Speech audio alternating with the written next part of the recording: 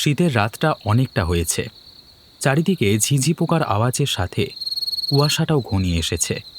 চারিদিকের জমিতে ধান ওঠা শুরু হয়েছে সবে। ফাঁকা জমিতে শীতের বাতাস আগের থেকেও বেশি প্রবলভাবে প্রবাহিত হয়। সেই ঠান্ডা গায়ে লাগিয়ে একদল শেয়াল প্রবল চিৎকার করে উঠল কি যেন দেখে। একটা কালো ছায়ামূর্তি অন্ধকারের মধ্যে মাথায় হাঁড়ি নিয়ে যেন শূন্যে ভেসে চলেছে। শেয়ালের দল চিৎকার করে তাদের সঙ্গী সাথীদেরকে যেন সাবধান করে দিল যে তাদের এলাকার মধ্যে কোনো অজানা কেউ চলে এসেছে। ছায়ামূর্তিটা অন্ধকারের মধ্যে দিব্যি হেঁটে হেঁটে চলেছে। এই শীতের কুয়াশার মধ্যে তার দেহের মধ্যে কোনো রকম জড়তা নেই। সাধারণ মানুষের পক্ষে হয়তো মাঝমাঠের এই শীতকে সহ্য করা একদমই সম্ভব নয়, কিন্তু এই লোকটি শুধুমাত্র একটি ছেঁড়া কাঁথা গায়ে চড়িয়ে এত শীতকে অগ্রাহ্য করে যাচ্ছে কি করে? হাঁটতে হাঁটতে লোকটি একটি ঝিলের সামনে এসে দাঁড়ালো। ঝিলের উপর ধোঁয়াশাচ্ছন্ন। ঠান্ডা বাতাস ঝিলের জলের উপর দিয়ে শনশন করে বইছে। ঝিলের মধ্যে মাছগুলো লাফাচ্ছে। ছায়ামূর্তিটা সেই ঝিলের পাড়েতে এসে মাথা থেকে হাঁড়িটা নামিয়ে রাখল। আহা, কত সুন্দর সুন্দর মাছগুলো দেখতে। এবার এক এক করে মাছগুলোকে ধরে হাঁড়িতে পোড়বার ব্যবস্থা করি। তারপর অবিশ্বাস্যভাবে সেই লোকটি তার হাতটা বাড়িয়ে ঝিলের মাছগুলোকে ধরে হাঁড়িতে পড়তে শুরু করল। একজন সাধারণ মানুষের হাত কি এতটা লম্বা হতে পারে? ইলিশ মাছগুলো ধরা তার কাছে যেন কোনো ব্যাপারই নয়। একে একে ধরতে ধরতে হাঁড়িটা যখন অনেকটা ভর্তি হয়ে গেল, তখন সেই লোকটি খনা গলায় আবার বলল, যাই, আর বেশি মাছ ধরে লাভ নেই। এবার এই মাছগুলোকে আমি তাদের কাছে দিয়ে আসি। এরপর আবার সেই লোক আবার মাছ ভর্তি হাঁড়িটা মাথায় করে শূন্যে ভেসে যেতে শুরু করল অন্য পথ ধরে। ভাসতে ভাসতে জঙ্গলাবৃত একটি জায়গায় এসে পড়ল। জায়গাটার এদিক সেদিকে মরা পোড়ানো কাঠ, বিভিন্ন পশুর হাড়কঙ্কাল এবং মাথার খুলি ছড়িয়ে ছিটিয়ে পড়ে রয়েছে। লোকটি হাঁড়ি মাথায় করে সেখানে এসে দাঁড়ালো একটি বড় গাছতলার নিচে। তারপর ডাক দিল, কোথায় বাবু? কোথায় গেলেন আপনি? আমি আপনার জন্য ইলিশ মাছ নিয়ে এসেছি। আপনি তাড়াতাড়ি আসুন, দেখে নিয়ে যান। আহ, এই রাত্রিবেলায় এসে আবার কে চিৎকার চেঁচামেচি করছে? আমাকে একটু ঘুমাতে দে। ঘুমালে যে ইলিশ মাছগুলো পচে গন্ধ ছেড়ে যাবে, তখন আমাকে আবার চিৎকার করবেন না যে আমি ভালো ইলিশ মাছ আনিনি বলে। এই সময় বড় গাছটির ঝাঁকড়া মাথাটা একবার নড়ে উঠল। তারপর সেই গাছের মাথা থেকে একটা বিশাল দেহাকৃতি নিচে নামল। দুটো জ্বলন্ত লাল চোখ অন্ধকারের মধ্য থেকে ক্রমশ এগিয়ে এলো সেই ইলিশ মাছ ওলার দিকে। কি বলিস রে হরিপদ, তুই আমার জন্য একদম টাটকা তাজা ইলিশ মাছ এনেছিস? তাহলে আর বলছি কি বাবু, আপনি মাছ খাবেন আর আমি আপনার জন্য মাছ আনবো না, সেটা কখনো হয়? এই দেখুন, আমার হাঁড়িতে কতগুলো ইলিশ মাছ এখনো লাফাচ্ছে। তাহলে দে, আমি কতগুলো মাছ খেয়ে দেখি। এরপরই সেই ভয়ানক প্রেতমূর্তি হরিপদর হাঁড়ি থেকে একটা একটা করে ইলিশ মাছ ধরে খেতে শুরু করল। মাছ খাওয়া হলে পর কাঁটাগুলো মুখ থেকে বের করে সেখানেই ছড়িয়ে ফেলতে শুরু করল। কেমন লাগছে বাবু? সত্যি, এই তাজা মাছগুলো খেতে কি সুন্দর লাগছে, একেবারে দারুণ। তুই সত্যি খুব ভালো মাছ আনিস রে।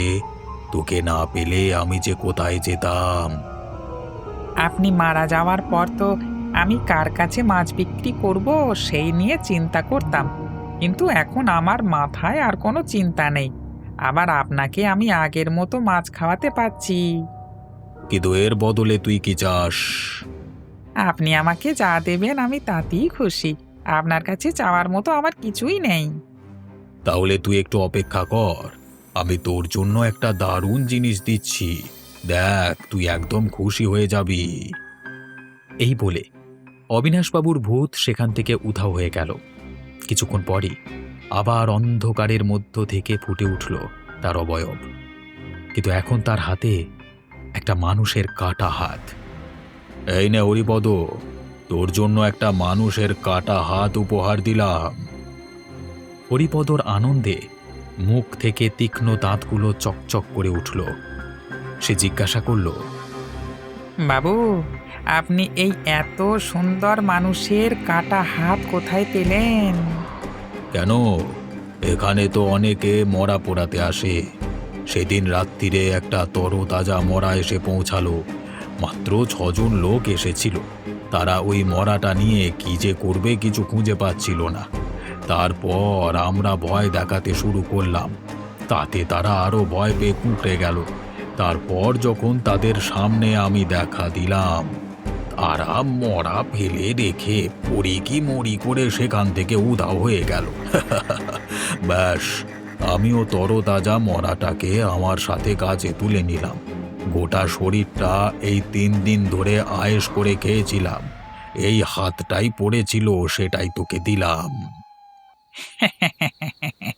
আপনার এই উপকারের কথা আমি ভুলবো না। মাঝে মাঝে যদি এরকম উপহার পাই, তাহলে আপনাকে আরো মাছ খাওয়াবো আমি। বেশ, তুই আনিস। আমি তোর জন্য এরকম উপহার আরও প্রস্তুত করব। তাদের দুজনের অট্ট হাসিতে রাতের বেলায় সেই জঙ্গল একেবারে কেঁপে উঠল। সকাল হয়েছে, তখনও চারিদিকে কুয়াশা যায়নি। সবুর তার হাতের একটি বালতিতে ইলিশ মাছের খাবার নিয়ে বেরিয়ে পড়ল তার ঝিলের উদ্দেশ্যে। 1 মাস হয়েছে সে গ্রামের বারোয়ারির এই ঝিলটিতে মাছ চাষ করছে। আহ, এই ঝিলটাকে না পেলে সত্যি আমার অনেক ক্ষতি হয়ে যেত। কাছাকাছি ঝিলটা পেয়ে মাছ চাষ করতে কোনো সমস্যাই হচ্ছে না। মাছগুলো বেশ লাফালাফি করছে। এখন যাই, ভালো মতো খাবারগুলো দিয়ে আসি, যাতে মাছগুলো আরো বড় হয়। এই ইলিশ মাছগুলোকে বিক্রি করে আমি অনেক বড়লোক হয়ে যাব। বারোয়ারিকে কিছু টাকা দিলেও বাকি টাকা আমার কাছে ঠিক থেকে যাবে। দারুণ হবে, দারুণ হবে। সেই টাকা দিয়ে আমি আরো অনেক ব্যবসা করতে পারবো। এই সব কথাই ভাবতে ভাবতে সে ঝিলের কাছে এসে পড়ল। মাছগুলো তখনও লাফালাফি করছে ঝিলের জলে। আহ, দেখেও শান্তি। ঝিলের জলে মাছগুলো খেলা করলে কি সুন্দর লাগে, দেখে একদম চোখ জুড়িয়ে যায়। এবার খাবারগুলোকে জলের মধ্যে দিয়ে দিই। এই ভেবে খাবারগুলোকে সে জলের মধ্যে দিচ্ছে, এমন সময় হঠাৎ সে লক্ষ্য করল ঝিলের পাড়ের পাশে কতগুলো মাছের কাঁটা পড়ে আছে। সে অবাক হয়ে গেল। আরে, এখানে এত মাছের কাঁটা এলো কোথা থেকে? কেউ কি আমার ঝিলের মাছগুলো চুরি করে খাচ্ছে নাকি? একবার গিয়ে দেখি তো। সবুর ঝিলের পাড় ধরে কিছুটা এগিয়ে গিয়ে ইলিশ মাছের কাঁটাগুলোকে দেখতে লাগলো। দেখেই সে চমকে উঠল। আরে, এগুলো তো সবই আমার ঝিলের মাছ। এগুলোকে এইভাবে খেলো কে? নিশ্চয়ই রাতের বেলায় আমার অজান্তে এখানে চুরি হচ্ছে। না না, আমাকে একটা ব্যবস্থা নিতে হবে। এইভাবে ইলিশ মাছগুলোকে চোরেদের খাবার করতে দিলে হবে না। আমার অনেকটাই ক্ষতি হয়ে যাবে। ঠিক আছে, আমিও আজকে রাত্রিরে ঘাপটি মেরে এখানে অপেক্ষা করব। দেখব একবার কে সে চোর, আর ও কিভাবে আমার হাত থেকে বাঁচতে পারে। দেখতে দেখতে রাত নেমে যায়। সবুর তার রাতের খাবার শেষ করে হাতে একটা লাঠি নিয়ে ঘর থেকে বেরিয়ে পড়ে ঝিলের উদ্দেশ্যে। তুমি যত বড়ই চোর হও না বাবা, আজকে আমার হাত থেকে কিছুতেই বাঁচতে পারবে না। আজকে লাঠি পেটা করে ঝিলের জলে তোমাকে ফেলে দেব। এই সবই মনে মনে ভাবতে ভাবতে সবুর ঝিলের পাড়ে চলে এলো। কুয়াশায় ঝিলের অর্ধেক অংশ দেখা যাচ্ছে না। সবুর ঠান্ডায় রি করে কাঁপতে কাঁপতে ভাবল, বাবারে, ঝিলের ধারে রাত্রিবেলায় যে এত ঠান্ডা হবে সেটা তো বুঝতে পারিনি। গায়ে একটা চাদর জড়িয়ে এসেছি, কিন্তু তাতেও যেন ঠান্ডা কাটছে না। যাই হোক, যতই ঠান্ডা করুক না কেন, আজকে আমাকে সেই চোরকে ধরতেই হবে। আমার হাত থেকে ওই চোর কিছুতেই বাঁচতে পারবে না। এই সব ভেবে সবুর ঝিলের পাশের একটি ঝোপের আড়ালে গিয়ে লুকিয়ে বসে থাকল। এই ঠান্ডার মধ্যেও বনের মশাগুলো সবুরের গায়ে বসে রক্ত খেতে লাগল। কিন্তু সেসব অগ্রাহ্য করে সবুর ঠায় বসে রইল চুপটি করে। কতক্ষণ যে এভাবে বসে রইল তার ইয়ত্তা নেই। একটু ঘুম ঘুম চলে এসেছিল সবুরের। এমন সময় হঠাৎ একটা দমকা বাতাস তার শরীর কাঁপিয়ে দিতেই ঘুমটা আচমকা ভেঙে গেল।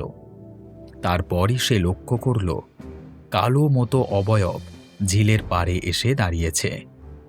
সবুর অবাক হয়ে দেখল, চোখটা যখন অন্ধকারে সয়ে এলো তখন সে আরও সতর্ক হয়ে গেল। হঠাৎ সে দেখল সেই অবয়ব ছায়ামূর্তিটি ঝিলের জল থেকে মাছ ধরতে শুরু করেছে।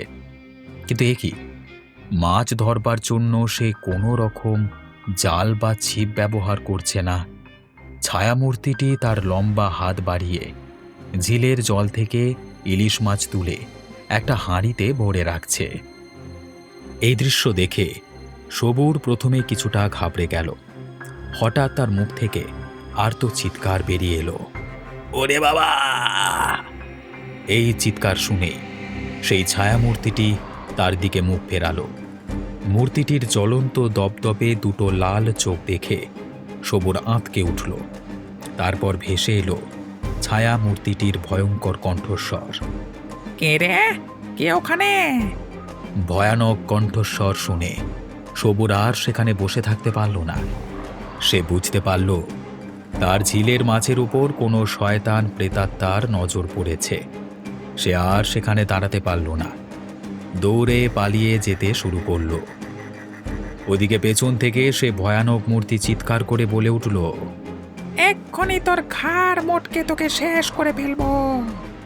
বাঁচাও, কেউ আমাকে বাঁচাও, মেরে ফেললো! ভয়ানক চিৎকার করতে করতে সবুর সেখান থেকে দৌড়ে পালিয়ে যেতে শুরু করল। হরিপদর ভূত লম্বা হাত বাড়িয়ে তাকে ধরবার চেষ্টা করল, কিন্তু সবুর কোনো মতে তার হাতের নাগাল থেকে বাইরে বেরিয়ে সে যাত্রায় প্রাণে বেঁচে গেল। সে পালিয়ে গেলে পর হরিপদর ভূত আবার মাছ ধরতে শুরু করল হাত বাড়িয়ে। এমন সময় সেও লক্ষ্য করল ঝিলের পাড়ে অনেকগুলো মাছের কাঁটা পড়ে আছে। তার ওই খুলির মধ্যে মস্তিষ্ক এখন অবশিষ্ট নেই বটে, তবে সেই খালি মাথাতে সে ভাবল, আরে এখানে এত ইলিশ মাছের কাঁটা পড়ে আছে কেন? এখানে তো কাঁটা পড়ে থাকবার কথা নয়। তাহলে কি আমাদের পেছনে অন্য কোনো ভূত এসে এই ঝিল থেকে মাছ খেয়ে যায়? না না, এ তো ভালো কথা নয়। আমাকে এক্ষুনি বাবুকে ঘটনাটা বলতে হবে। এই কথা ভেবে নিমেষের মধ্যে হরিপদ ভূত সেখান থেকে উধাও হয়ে গেল। কিছুক্ষণ পরই সে এসে পড়ল মরা পোড়া শ্মশানের সেই বটগাছের নিচে। এসে ডাক দিল, বাবু আপনি কোথায়? কোথায় আপনি? দয়া করে একবার আসুন, এদিকে যে মহা বিপদ হয়ে গেছে। কি হলো আবার? কি হয়েছে কি? আপনার সমস্ত ঝিলের মাঝে অন্য কারোর নজর পড়েছে। এই কথা শুনতেই অবিনাশের ভূত ওর মুড়িয়ে গাছ থেকে নেমে এলো। তারপর গম্ভীর রাগান্বিত গলায় জিজ্ঞাসা করল, কি বললি তুই? আর একবার বল শুনি। হ্যাঁ বাবু, আমি সত্যি বলছি। আমি আজকে মাছ ধরতে গিয়ে দেখলাম ঝিলের পাড়ে অনেকগুলো মাছের কাঁটা পড়ে আছে। সে কি রে, আমাদের অজান্তে কি এখানে কোনো ভূত প্রেতের জাত বাসা বাঁধলো নাকি? সেটাই তো বুঝতে পারছি না বাবু, আপনি কিছু একটা করুন। আচ্ছা চল তো, ওখানে গিয়ে ব্যাপারটা একবার দেখি। এরপর দুই ভূত শূন্যে ভেসে সেই ঝিলের পাড়ে গিয়ে দাঁড়ালো। অবিনাশ এদিক ওদিক গন্ধ শুঁকে বলল, এখানে যেন অন্যরকম একটা গন্ধ পাচ্ছি। মনে হচ্ছে অন্য কেউ এসে এখানে বাসা বেঁধেছে, কিন্তু সে কে? এমন সময় তারা দেখল ঝিলের পাড়ে কিছুটা দূরত্বে একজন কে যেন ঝিলের মধ্য থেকে হাত বাড়িয়ে ইলিশ মাছ তুলে নিয়ে বসে বসে খাচ্ছে। তা দেখে অবিনাশ চিৎকার করে বলে উঠল, এই গেরে ওখানে, কে করছিস ওখানে তুই? ওপাশ থেকে খনা গলায় উত্তর এলো, কে রে, এখানে এসে আমাকে জ্বালাচ্ছিস? তোরা কি জানিস না এই জায়গাটা আমার? এই কথা শুনে তারা দুজনেই অবাক। হঠাৎ করে এখানে অন্য কেউ যে উপস্থিত হবে সেটা তো ভাবতে পারেনি। হরিপদ বলল, বাবু, এটাকে তো মেচো পেতনি বলে মনে হচ্ছে। এবার কি হবে? ও যে আমাদের সব মাছ খেয়ে নেবে। সেটা বললে তো হবে না। আমাদের মাছগুলোকে হাত দেওয়া এত সহজ নয়। এই মেচো পেতনি, তুই এখানে কি যাস? এই কথা শুনে খাবার ফেলে রেখে মেচো পেতনি তাদের সামনে এসে দাঁড়ালো। তারও চোখ দুটো ভাটার মতো দপদপ করে জ্বলছে, দাঁতগুলো ভয়ানক তীক্ষ্ণ, তাতে এখনো মাছের আঁশ লেগে আছে। রক্ত তখনও মুখ থেকে গড়িয়ে পড়ছে। খনা গলায় বলল, কারা রে তোরা? এখানে আমাকে শুধু শুধু জ্বালাতে এসেছিস?